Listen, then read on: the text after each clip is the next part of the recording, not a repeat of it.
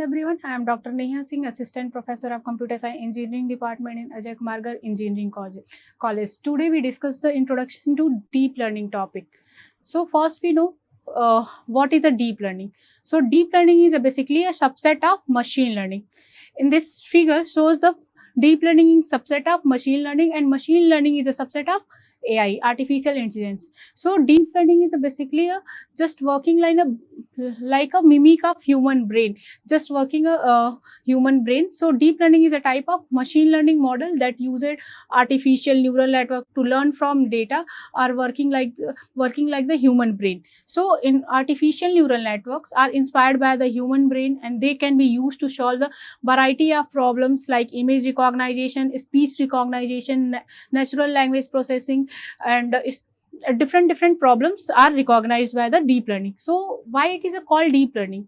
So first question arises. So it is because it is a makes the multiple of hidden layers, working on multiple or hidden layers. So it is called a deep learning. Now next is how deep learning works. So deep learning work by layer by multiple layers. So in deep learning, using the artificial neural network to learn from data. So neural network made of multiple layers of interconnected nodes which are connected to each other. So and each node is responsible for learning a specific features of data like input layer, hidden layer, and output layer.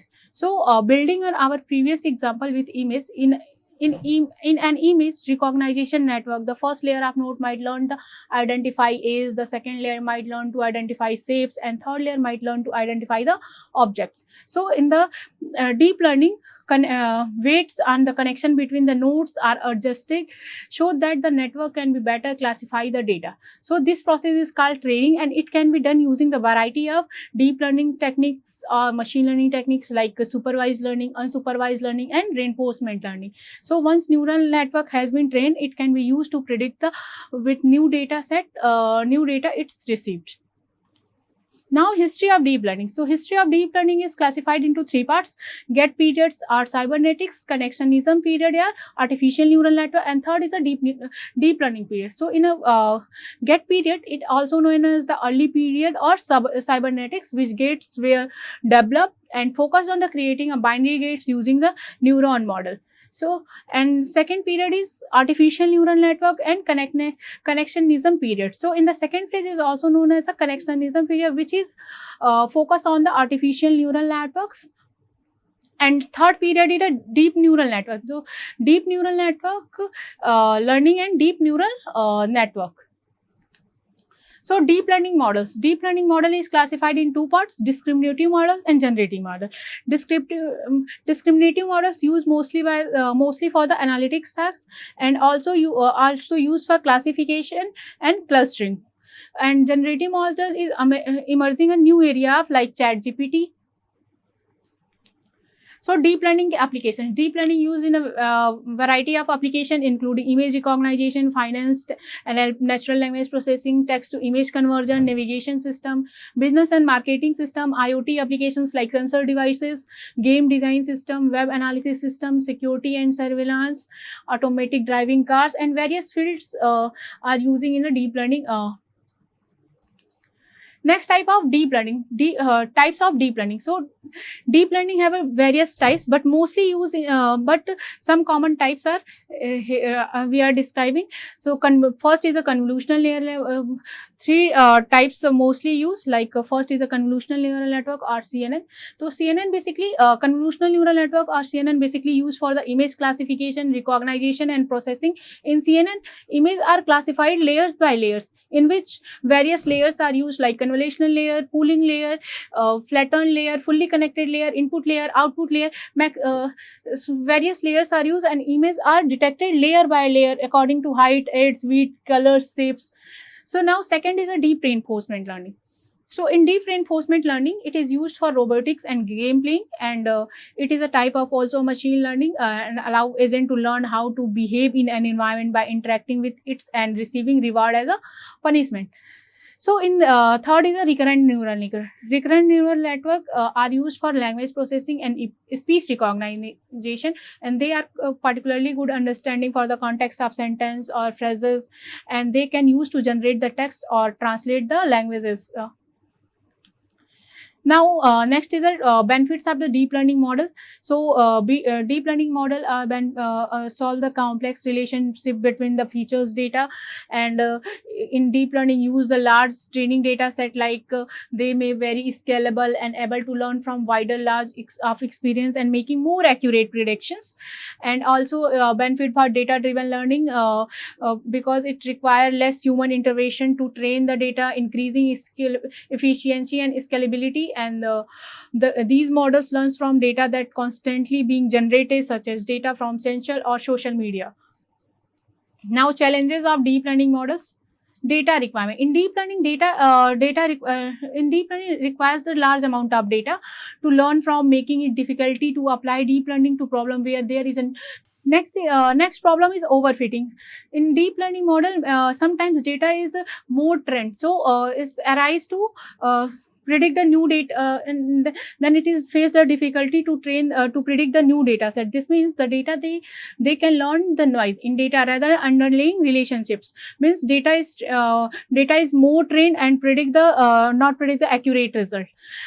Next problem is arises for deep learning is biases. So these model can potentially be biased depending on the data that is based on. This can lead to unfair and accurate prediction of data points for the new data classification of the model. Now, difference between machine learning and deep learning. So machine learning is a subset of artificial intelligence, and deep learning is a subset of machine learning. So machine learning subset of AI that enables system to learn from data and make the decision, and deep learning is subset of ML that uses deep neural network for automated learning. Architecture of deep algorithms are used in deep learning: decision tree, SVM, support vector machine, random forest, naive Bayes, logistic regression. And deep learning use various algorithm like CNN, artificial neural network, LSTM, recurrent neural network, RNN. Then feature engineering is required for in machine learning requires a manual feature selection and interaction, and deep learning automatically learns features from raw data or new data sets. In machine learning works well with smaller to medium data set. In deep learning required for the large data set for the training and testing. In machine learning can run on a conventional CPU, but in deep learning run for the GPU for faster processing, and training time generally faster to training in machine learning, but it takes the more time as compared to deep learning for training. Then applications of machine learning uses in a spam filtering, recommendation system, fraud detection. And deep learning applications used in a various field like image processing, speech recognition, text conversion, natural language processing, used in various fields. So linear models. Linear models are basically separate the classes through the straight lines. So linear model represent the foundational classes of algorithm within the machine learning, including deep learning, despite deep learning emphasis on non-linear transformation. These models, linear models like support vector machine, perceptron, logistic regression are characterized by their ability to model relationship or linear combination of input features. So first linear model is a support vector machine.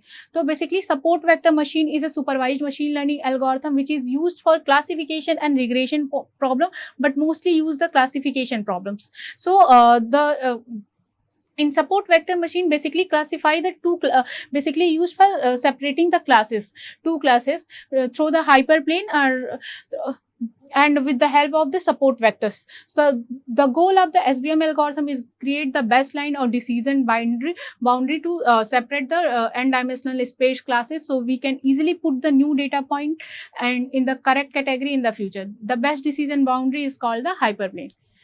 So support vector machine, in this picture we have a two classes, circle class and a square class. And we separated the classes through the straight line.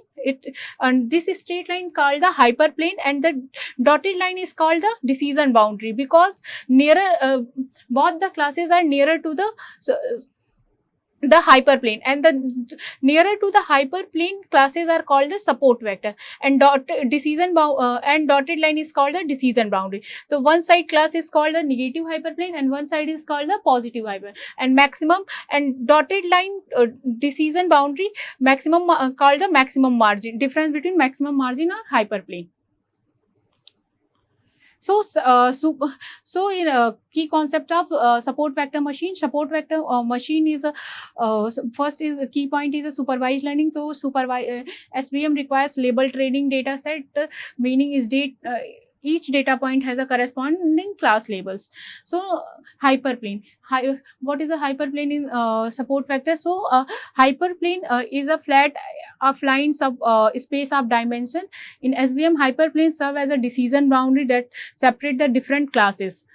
And support vectors are the closest point to the hyperplane. They are critical because they are the points that influence the position and orientation of the hyperplanes, and removing other points would not change the hyperplane, but removing the support vector would. And margin. The margin is the distance between the hyperplane and the nearest data points from the either class. SVM aims to maximize this margin and leading to the more robust classes. Now, example of support vector machine.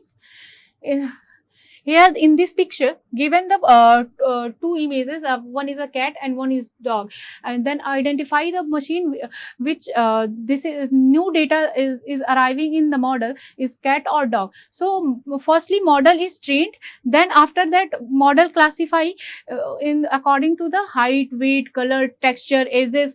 So, which new data set arise in our training model. So, in the basis of color, texture, age, height, which model is detect this is the image of the cat. So, support vector machine is basically classifying the separate the classes. So, SVM algorithm can be used for face detection, image classification, and text characterizations.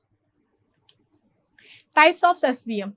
So, basically SVM classified in two types: linear SVM and non-linear SVM.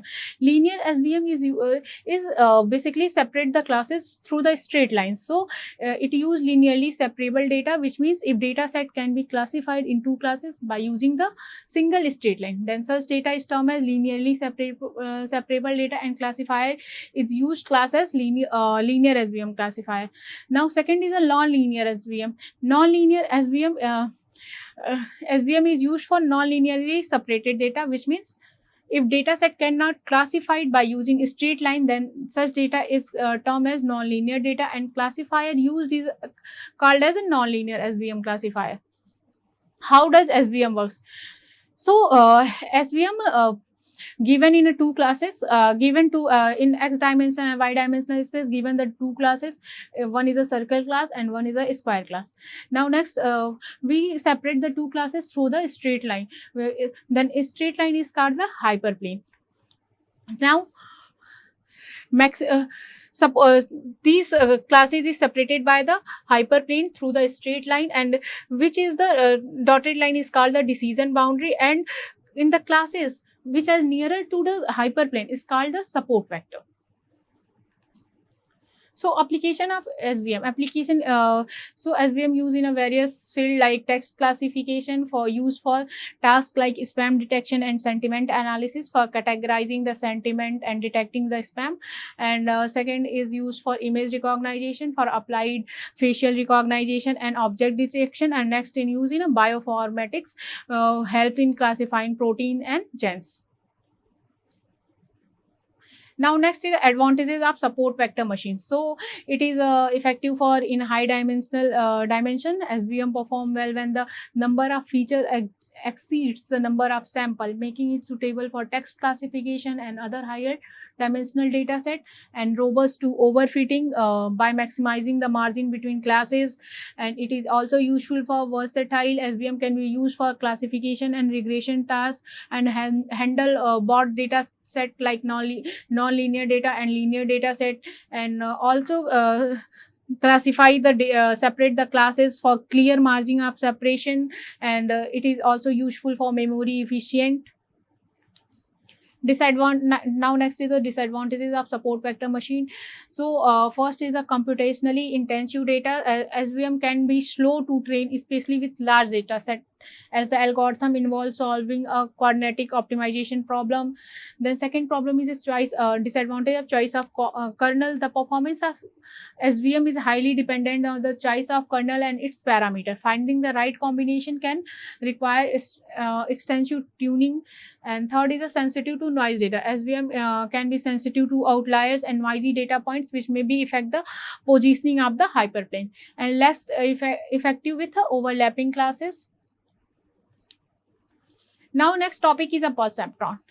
So perceptron is also a supervised machine learning technique, and also used for the binary classifiers. Perceptron is used basically when there is a needed for binary classification or 0 or 1. So binary classifier are essentially a functions that have the ability to determine where an input represented by vector belongs to the particular class, and it is a kind of linear classifier. So perceptron is firstly introduced by the Frank Rosenbelt in 1958, and perceptron is a combination of Mac-Clock-Pitts model and Hebbian rule, and both the model are used for the adjusting the weights. So in the algorithm that use the learned by binary classifier known as a threshold value, and its function that maps its input x to the output value. If value is perceptron value is